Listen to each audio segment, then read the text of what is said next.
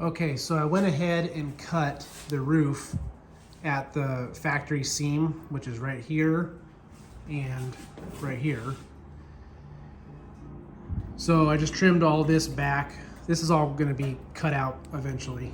So what I'm going to do is I got some 1x1 by 120 wall box tube.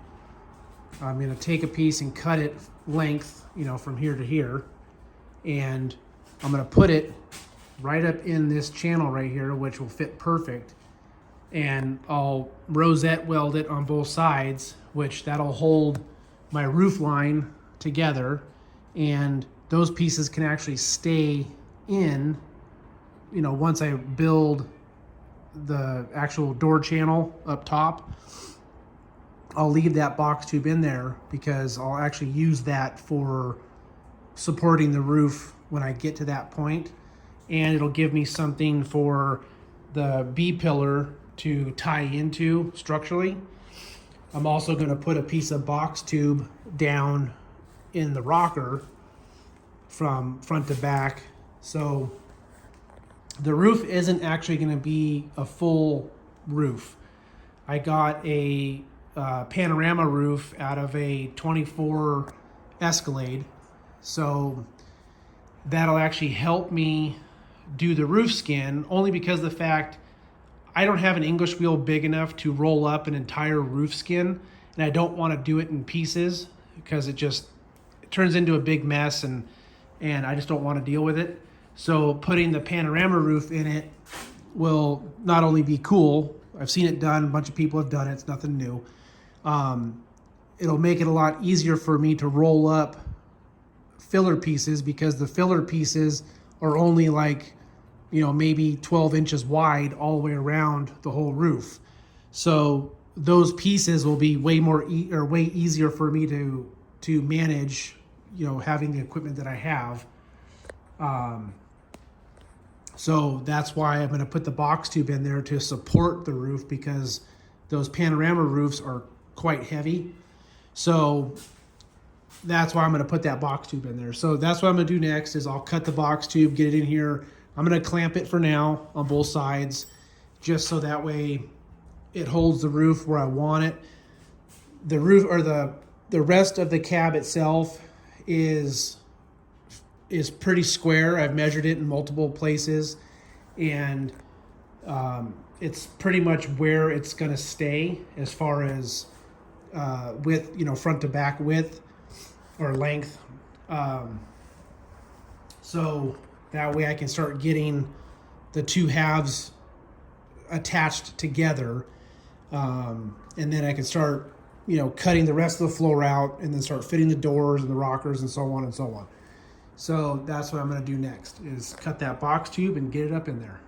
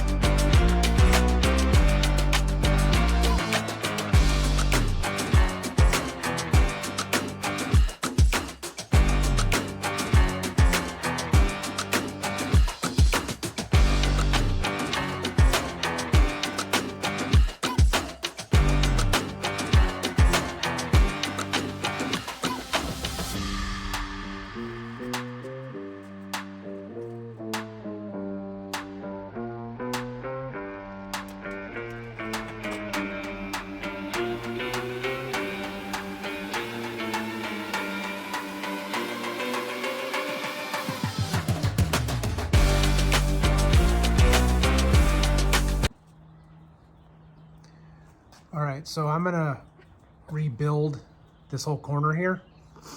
So I'll cut this out on my line all the way down to here, and then we'll start making templates, and then I'm gonna box all this back in with 16 gauge sheet metal.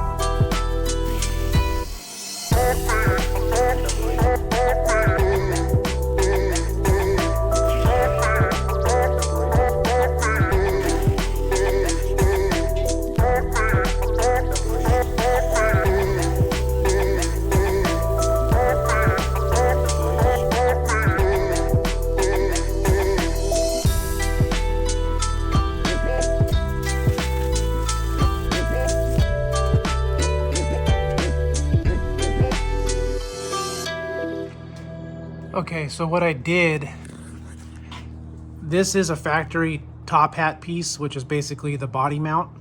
So this goes all the way across. The bolt goes up through here into the stock chassis. This corner, kind of factory, what it does is it kind of bulges out right here because of this body mount. So because I'm not using any of the stock body mounts, I'm building my own because I'm making a custom chassis. This doesn't need to have this bulge in it. And since I'm having to replace all this anyway because it's all rotted out, I'm just going to make this A-pillar go straight down, and I'll continue the outer piece to it and box all this in.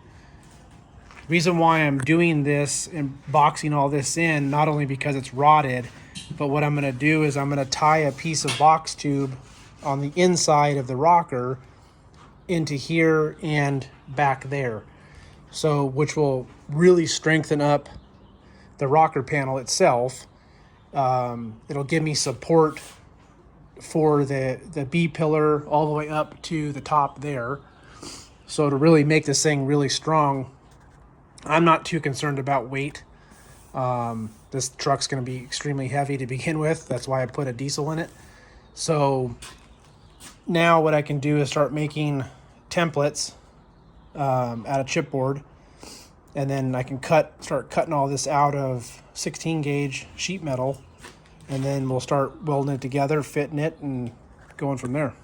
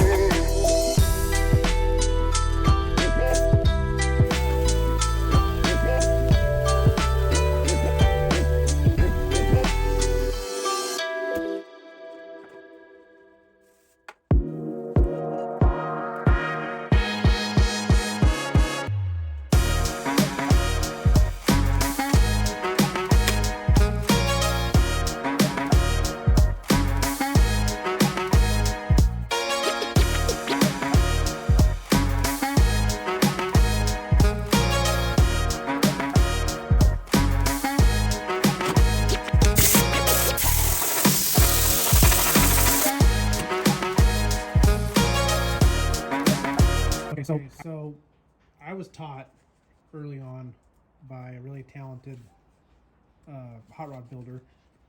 The nicer you make your templates, the nicer the part comes out. So you always want to make your templates as precise as you possibly can, because that's your pattern. So if they're not right, then your part's not going to be right, and you're going to fight with it, and it's not going to be good. So I always take my time, make the templates as nice as I can possibly make them, and then my part turns out as good as the template does.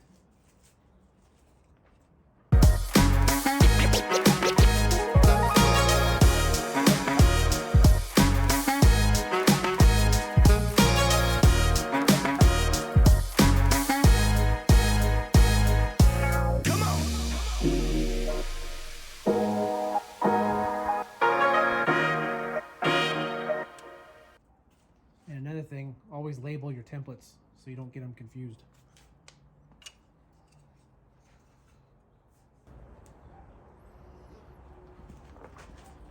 Now normally I would shear this, but I don't have a shear at the house, unfortunately.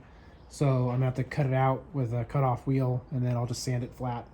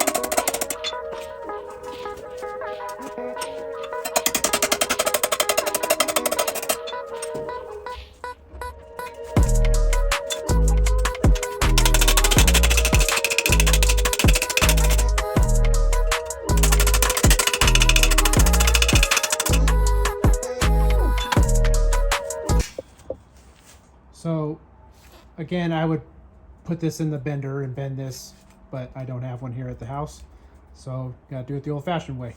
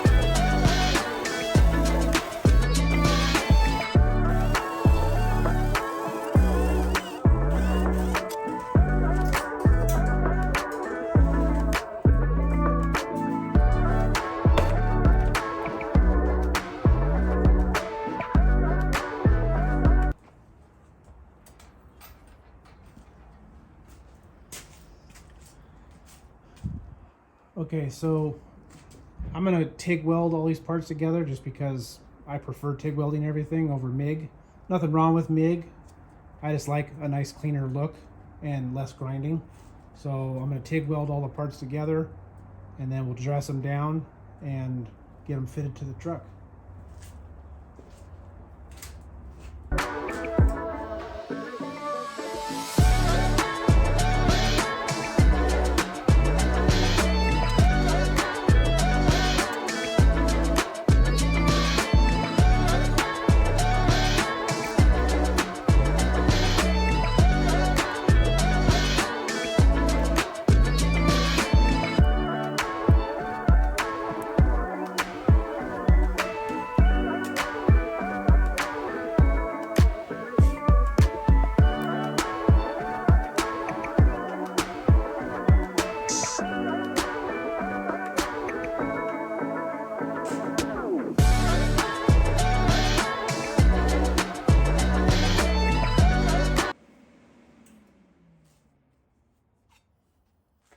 Okay, so I'm just going to tack everything together just like this until I get the whole part tacked together and assembled, and then I'll fully weld all the seams on the bench. That way it's easy to work with, and then I'll go back and I'll grind everything down smooth, and then at that point then we can fit it to the rest of the cab.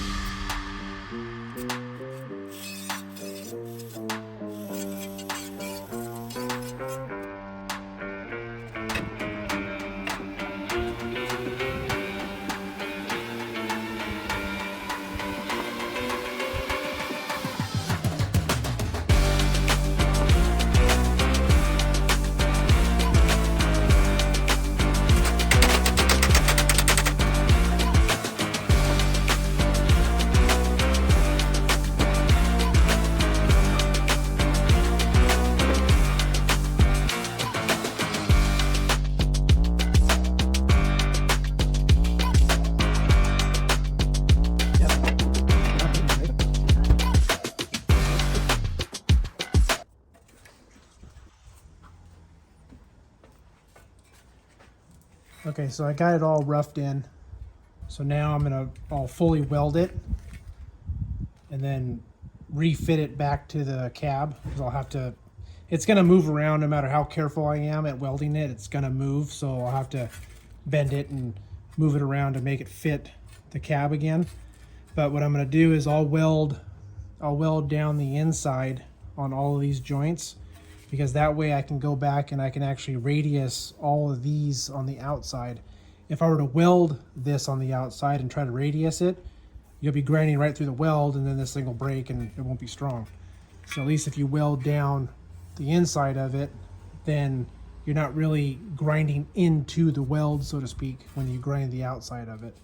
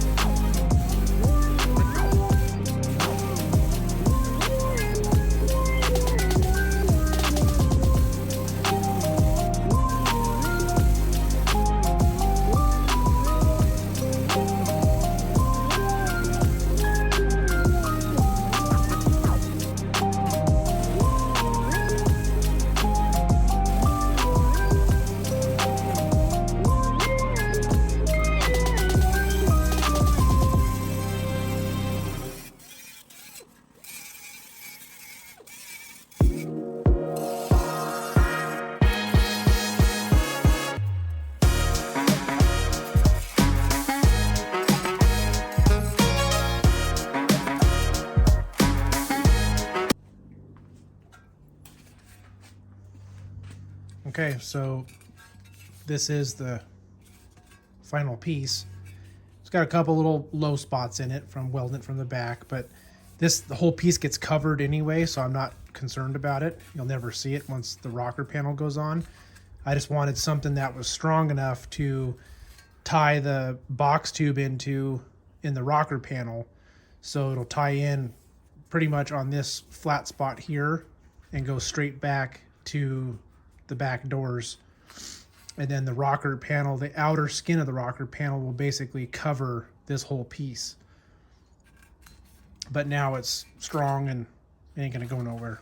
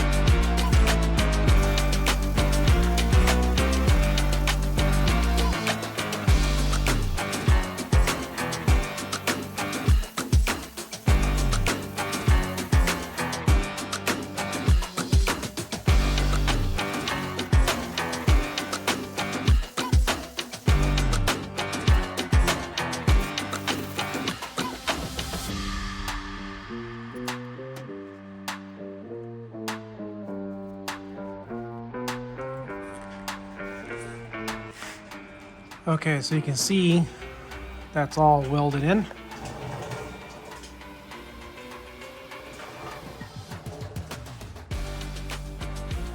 Now we can move on to the next side. Okay, so that's going to do it for this one. Thanks for watching. Please like and subscribe. And remember, always weld your vision.